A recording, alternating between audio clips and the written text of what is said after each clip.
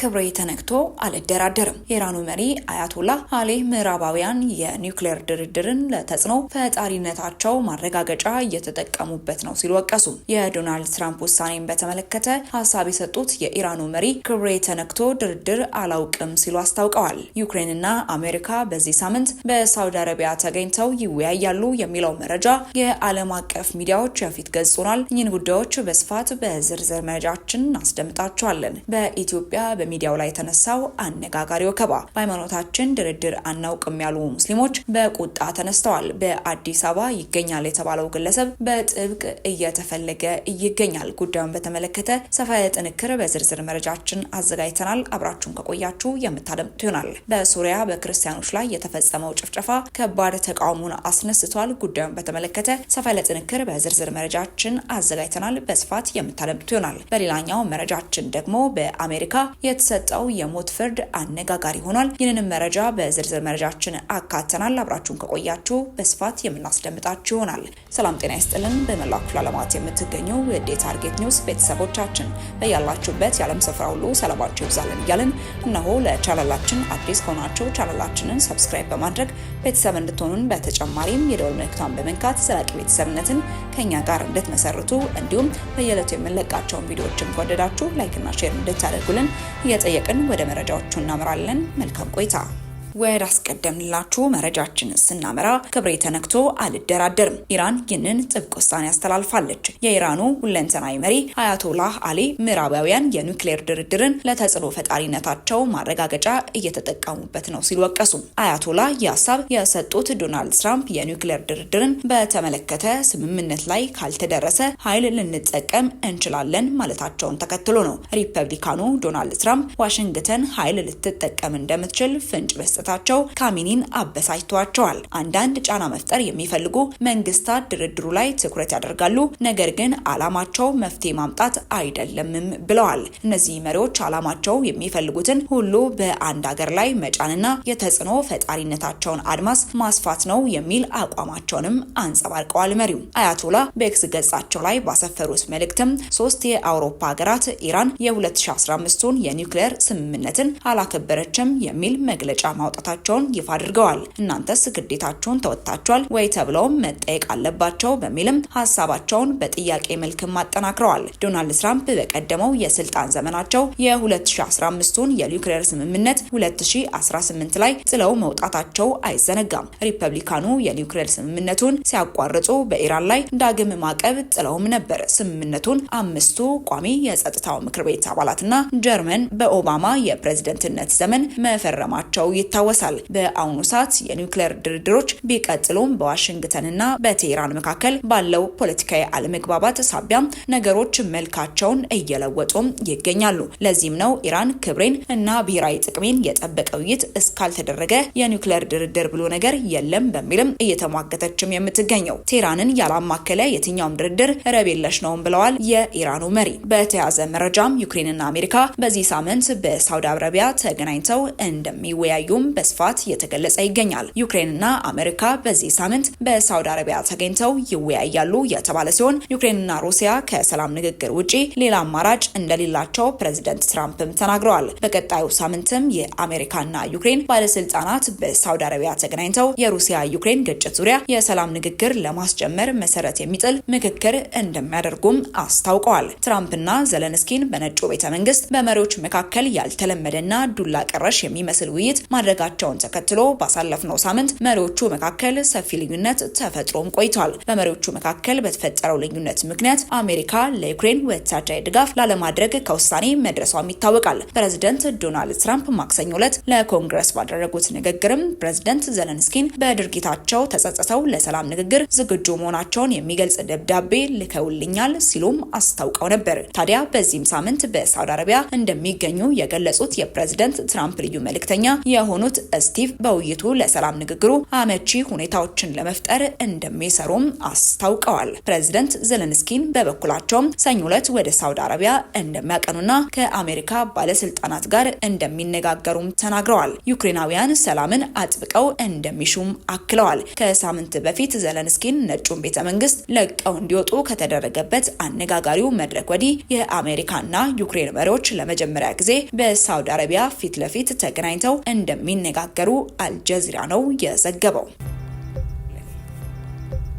ወደ ቀጣይ መረጃችን ስናመራ በሱሪያ በክርስቲያኖችና አነስተኛ ቁጥር ባላቸው ምዕመናን ላይ ያነጣጠረ ጭፍጨፋ መካሄዱን ተከትሎ የቤተ ክርስቲያን መሪዎች ድርጊቱን አጥብቀው አውግዘዋል። መቀመጫውን ብሪታንያ ያደረገው የሱሪያ ሰብአዊ መብት ተቆርቋሪ ቡድን 532 ሰላማዊ ሰዎች በሱሪያ የባህር ዳርቻና በላታኪያ ተራሮች በጸጥታ ኃይሎችና በተባባሪ ቡድኖችም ተገድለዋልም ብለዋል። ይህንን ተከትሎ መንበራቸውን በሱሪያ ያደረጉት የግሪክ ኦርቶዶክስ፣ የሱሪያ ኦርቶዶክስ አሊያም አንጾኪያ እና የመልኪ ግሪክ ካቶሊክ አብያተ ክርስቲያናት አባቶች በጋራ ባወጡት መግለጫ ከቅርብ ቀናት ወዲህ ሶሪያ አደገኛ የሆነ ብጥብጥ፣ ጭካኔና ግድያ እየተባባሰ መምጣቱን ተከትሎ ሴቶችና ህጻናትን ጨምሮ በንጹሃን ዜጎች ላይም ጥቃት እየደረሰ ነው ሲሉ በጋራ ባወጡት መግለጫም ገልጸዋል። በሜዲትራኒያ የባህር ዳርቻ ላይ የተፈጸመው ግድያ አናሳ ቁጥር ባላቸው ሃይማኖቶች ተከታዮቻቸው ላይ መፈጸሙን የተገለጸ ሲሆን በስፍራው ቀደም ሲል በሀገሪቱ አዲስ የጸጥታ ኃይሎችና ከስልጣን የተወገዱ የፕሬዝዳንት በሽር አልአሳድ ታማኝ ታጣቂዎች መካከል ጦርነት መደረጉ ነው የተነገረው። እንደ አውሮፓውያን አቆጣጠር በ2011 በተቀሰቀሰው የእርስ በርስ ጦርነት አብዛኛው የሶሪያ ክርስቲያኖች ቢሰደዱም በሰሞኑ ሁከት ክፉኛ የተጎዳችው የላታቂያ ከተማ ትንሽ የክርስቲያን ማህበረሰብ መኖሪያ ነበረች። የክርስቲያን አብያተ ክርስቲያናት የዜጎችን ሰላም የሚያደፈርስ ማንኛውንም ድርጊት አጥብቀው እያወገዙ በንጹሃን ዜጎች ላይ የሚደርሰውን እልቂትም በማውገዝና እነዚህ አሰቃቂ ድርጊቶች ሁሉንም ሰብአዊና ሞራላዊ እሴቶችን የሚቃወሙ ድርጊቶችን በአስቸኳይ እንዲያቆሙም ይጠይቃሉ ሲሉ መግለጫው አስታውቋል። አብያተ ክርስቲያናቱ በሱሪያ ህዝብ መካከል ብሔራዊ እርቅን ለማምጣት የሚያስችሉ ሁኔታዎችን በፍጥነት እንደሚፈጥርም ጥሪም አቅርበዋል። ከበቀልና ከመገለል አመክንዮ የጸዳ በኩል ዜግነትና እውነተኛ አጋርነት ላይ የተመሰረተ ማህበረሰብን መሰረት ወደሚጥልበት ሀገር መሸጋገር ያስፈልገናል ሲሉም አስነብበዋል። አዲሶቹ የሶሪያ ታጣቂዎችም ባለስልጣናት የአናሳ ሃይማኖቶችን መብት የሚያስጠብቅ ሁሉንም አቀፍ ሽግግር ለማድረግ ደጋግመው ቃል ቢገቡም ክርስቲያኖችን ከጭፍጨፋው ሊታደጋቸው የሚችል ባለመገኘቱ በሱሪያ ምድር ክርስቶሳዊነት እንደ ኃጢአት ተቆጥሮ ዛሬም በርካቶች እየታረዱ መሆኑን ከዚያች ምድር እየወጡ የሚገኙ ዘገባዎችም ይጠቁማሉ። ወደ ቀጣይ መረጃችን ስናመራ የፌዴራል መጅልስ ነብዩ መሐመድና እስልምናን የዘለፈውን ግለሰብ ላይ ክስ ለመመስረት የሚያስችለውን ቅድመ ዝግጅት ማጠናቀቁን ገለጸ። ሙስሊሞች እጅግ ተቆጥተው ይገኛሉ። መጅሊሱም በዚህ ጉዳይ ላይ ጥብቅ የተባለን መረጃም አሰራጭቷል። በፌዴራል መጅልስ በኩል የኢትዮጵያ ሙስሊም የህግ ባለሙያዎች ማህበር ነብዩ መሐመድ እናን እስልምናን የዘለፈው ግለሰብ ክስ ለመመስረት የሚያስችለውን ሂደት ማጠናቀቁን ለኢትዮጵያ እስልምና ጉዳዮች ጠቅላይ ምክር ቤት ህዝብ ግንኙነትና ሚዲያ ዘርፍም አስታውቋል። ይህ ግለሰብ ከሰሞኑ በቲክቶክ ማህበራዊ ሚዲያ ላይ እጅግ አነጋጋሪ የነበረ ሲሆን የእስልምና ሃይማኖትን የሚተቹ ቃላትንም ሲናገር መደመጡን ተከትሎ ነው ከበርካቶች ዘንድም ቁጣና ተቃውሞም የበረታበት። እፎይ በሚል የማህበራዊ ሚዲያ ስም የሚንቀሳቀሰው አቶ ሰለሞን ሽፈራው የተሰኘ ግለሰብ በመላው እስልምና እምነት ተከታዮች ዘንድ ትልቅ ክብር የሚሰጣቸውን ነብይ እስልምናን ብሎም ፈጣሪያችንን አላህን የሚዘልፍበትን ተንቀሳቃሽ ምስል ተመልክተናል ያለ ሲሆን የኢትዮጵያ ሙስሊም ህግ ባለሙያዎች ማህበርም በእነዚህ ጥቂት ቀናት ውስጥም ጉዳዩን ወደሚመለከተው የህግ አካል እናቀርባለን ሲሉም አስታውቋል። ህዝበ ሙስሊሙ ይህንን ህጋዊ ፍትህ የማስከበር ሂደት ሰላማዊ በሆነ መንገድ እንዲደግፍና ተጨማሪ መረጃዎችን እንዲያቀብልም ማህበሩ ጥሪውን አቅርቧል። ወደ መጨረሻው መረጃችን ስናመራ በአሜሪካ ከ10 ዓመታት በኋላ ለመጀመሪያ ጊዜ አንድ የሞት ፍርድ የተፈረደበት እስረኛ በአልሙ ተኳሽ በጥይት አርብ ዕለት ተገድሏል። የደቡብ ካሮላይ ጠቅላይ ፍርድ ቤት ብራድ ሲግሞን የተሰኘውን ፍርደኛ የሞት ቅጣቱ በጥይት ተፈጻሚ እንዲሆንበት ብይኑን ረቡዕ ዕለት ነበር ያስተላለፈው። በህጉ መሰረት የአይን እማኞች ግድያው ሲፈጸም እንዲከታተሉም ተፈቅዶላቸዋል። ነገር ግን ከዚህ ጋር ተያይዞ ስጋቶች መነሳታቸው አልቀረም። የሲግሞን ጠበቆችም ደንበኛቸው በጥይት መገደልን መመረጡን ገልጸዋል። ነገር ግን ፍርደኛው በጥይት ወይም ስቃይ በበዛበት ገዳይ መርፌ ለመሞት እንዲመርጥ የሚያስችለውን በቂ ማስረጃ እንደሌለውና አጣብቂኝ ውስጥ እንደገባ ጠበቃዎቹም ተናግረው ነበር። ሲግሞን የቀድሞ የሴት ጓደኛውን ወላጆችም ግላዲስና ዴቪድን በመኖሪያ ቤታቸው በቤስቦል ዱላ ደብድቦ በመግደል ወንጀል ነው በአውሮፓውያኑ 2002 ላይ ሞት የተፈረደበት። በአልሞ ተኳሽ የሚፈጸም የሞት ቅጣት ደቡብ ካሮላይ ከአውሮፓውያኑ 1985 ጀምሮ ከ40 በላይ እስረኞችን በኤሌክትሪክ ወንበርና በመርፌ በመግደል የሞት ቅጣትን ተፈጻሚ ያደርጋለች። ግዛቲቷ ከ3 ዓመታት በፊት አልሞ ተኳሽ በጥይት የሚገደልበትን የሞት ቅጣት ተፈጻሚ እንዲሆን የሚያስችል ሕግም አጽድቃለች። ለዚህም ሕግ በተወሰነ መልኩ መነሻ የሆነው ግዛቲቱ በመርፌ ለመግደል የሚያስችላትን ገዳይ መድኃኒቶችን ማግኘት ባለመቻሏ መሆኑን መቀመጫውን አሜሪካ ያደረገው ዴዝ ፔናሊቲ የተሰኘው የሰብአዊ መብት ተሟጋች የመረጃ ማዕከልም ገልጿል። ሕጉ ከጸደቀ በኋላ ብዙም ሳይቆይ የደቡብ ካሮላይ ማረሚያ ቤቶችም መስሪያ ቤት በአልሞ ተኳሽ መግደል የሚያስችለውን ሁኔታ ማሻሻሉም ተገልጿል። መርፌ በመጠቀም እስረኞች ይገደሉበት የነበረው የሞት ክፍል በአሁኑ ወቅትም በጥይት ለመግደል እንዲያመችም ተደርጓል። በመስሪያ ቤቱ ፍርደኞች በጥይት በሚገደሉበት ወቅትም ምስክሮች እንዲገኙም ይደረጋል። ሞት የተፈረደባቸው ግለሰቦች ወደ መግደያው ክፍል ከገቡም በኋላ የመጨረሻ ንግግራቸውን እንዲያደርጉም ይፈቀድላቸዋል። ታራሚው ሲግሞን በሞት ክፍል ውስጥ በሚገኘው ወንበር ከታሰረ በኋላ ጭንብል በራሱ ላይ ያጠልቃል። በመቀጠልም አልሞ ተኳሹ በልቡ ላይ መሳሪያቸውን ያነጣጥራሉ።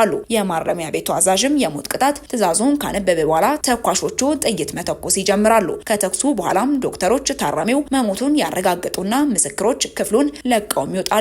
አልሞ ተኳሽ የማረሚያ ቤት በጎ ፈቃደኞች መሆናቸውም ተነግሯል። አሰቃቂ እንደሚሆን አያጠራጥርም የሚለው መምህሩ ሶስቱም ጥይቶች በታራሚው አንድ አካል ክፍል ላይ የሚተኮስ ከሆነ ትልቅ ክፍተት ይፈጥራል፣ ይህም ከፍተኛ የደም መፍሰስ ያስከትላልም ብለዋል። በተጨማሪም የጥይት ፍንጣሪዎችም ሰዎችን እንዲሁም የቤት እቃዎችን ሊመቱ እንደሚችሉ ያላቸውን ስጋትም አጋርተዋል። በአንድ ክፍል ውስጥ ግድያው በሚፈጸምበት ወቅትም መርዛማ ጋዞች የሚለቀቅ ስጋትና ከፍተኛ ድምጽም በአልሞ ተኳሽ ላይ የመስማት ችግር ሊያስከትልባቸው ይችላልም ብለዋል። አርብ ምሽት በጥይት በተፈጸመው የሞት ፍርድም ሲግሞን በ7 ደቂቃ ውስጥም መሞቱን በአንድ ዶክተር ተረጋግጦ ሂደቱም አብቅቷል። ታዲያ ይህም ጉዳይ ነው እጅግ አነጋጋሪ ሆነው። ውድ ተመልካቾቻችን ለእሳቱ የነበሩ መረጃዎቻችን እኚህ ይመስሉ ነበር። አብራችሁን ስለነበራችሁ እጅግ አድርገን እናመሰግናለን። በቀጣይ መረጃዎቻችን እስክንገናኝ ድረስ ቸር ቆዩልን።